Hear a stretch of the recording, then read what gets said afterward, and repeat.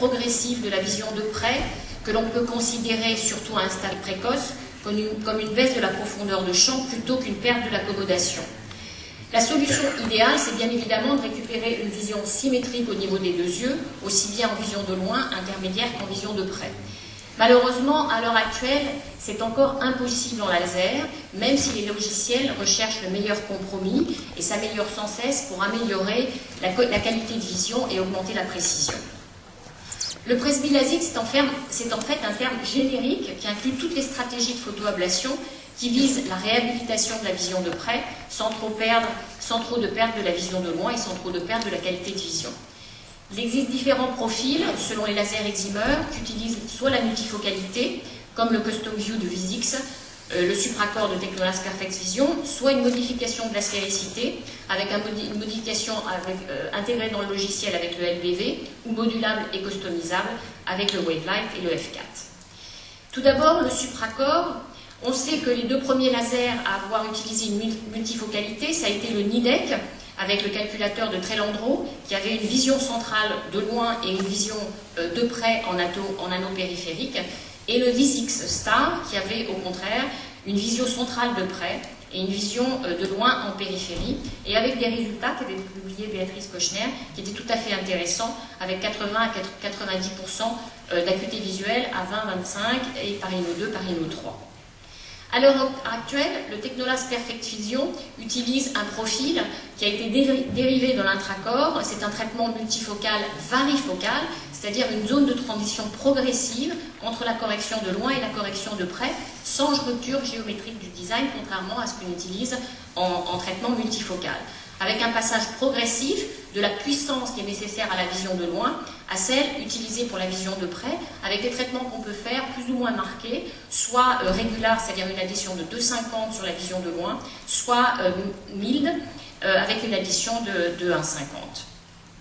Le traitement est a priori identique sur les deux yeux, mais en fait il n'est pas tout à fait. On induit là aussi une micro-monovision qui est plus ou moins marquée selon ce que l'on souhaite. Et Danovision a mis au point un logiciel qui aide à la programmation et qui permet de choisir la formule la plus adaptée. Je vais vous donner un exemple. D'un patient qui a plus de 45 ans, avec une hypermétropie supérieure à une dioptrie, et qui souhaiterait une vision de près privilégiée, la suggestion du traitement, ça serait de faire un supracorps régular bilatéral, donc avec une addition de 2,50 sur chaque œil.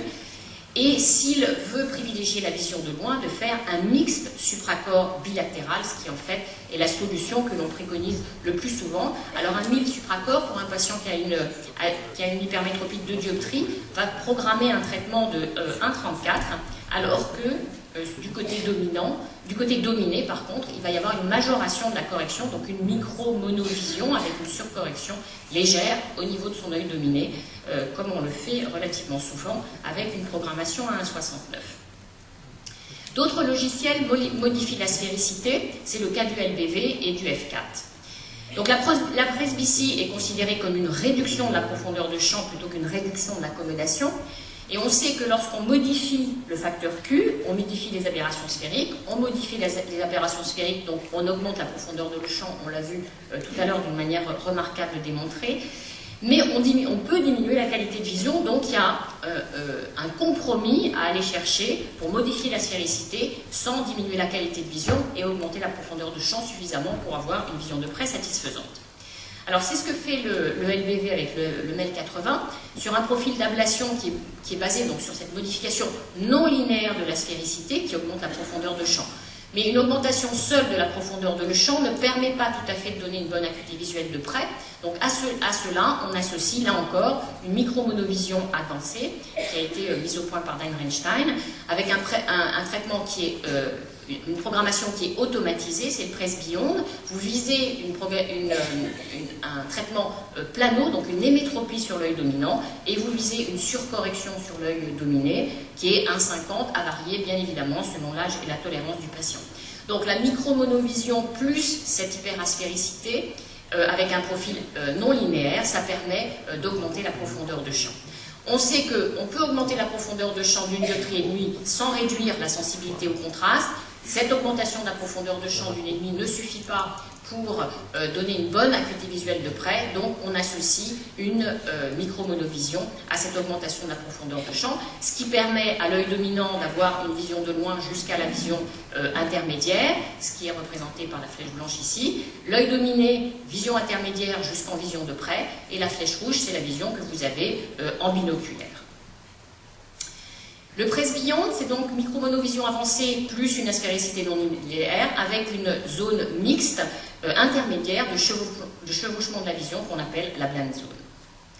Le Wavelight utilise le même concept de modification de l'aspéricité avec une aspéricité qui est customisable cette fois-ci. Vous modifiez d'une manière unie ou bilatérale selon la métropie de départ, l'âge et la tolérance du patient. Donc vous modifiez votre aspéricité et cette modification de l'aspéricité va entraîner une modification de la forme. Vous avez ici la réfraction sur un patient qui a une dioptrie et demie avec une aspéricité à 0 au départ, vous avez cette forme de photoablation. Vous modifiez l'aspéricité, vous allez avoir cette forme de photoablation qui en fait induit un shift réfractif qu'il va falloir compenser. Donc vous allez agir sur cette cible réfractive, modifier la cible réfractive pour maintenir de manière constante la correction sphérique de la photoablation pour retrouver la même forme de photoablation. Et vous allez avoir ici la valeur de la programmation à faire au niveau de votre laser.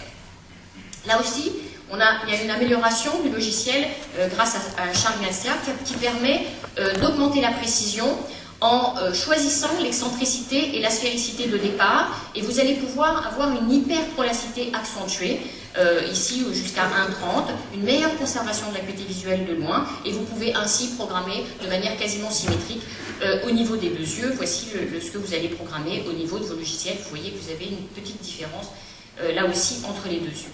Donc la chirurgie de la presbytie, c'est une compensation et non une restauration de la perte de l'accommodation. On a de nombreux profils de traitement, ça ne veut pas dire qu'aucun n'est bon, ils sont tous efficaces et performants, à condition de bien poser les indications, d'informer les patients des aléas. Il y a un temps de latence pour bien récupérer, et il faut bien évidemment laisser agir la neuroadaptation. À l'heure actuelle, en 2013, on a atteint certains buts, c'est-à-dire bien préserver l'acuité visuelle de loin, restaurer une bonne vision de près, avec une vision intermédiaire qui est la meilleure possible, sans baisse notable de la qualité de vision. Je vous remercie.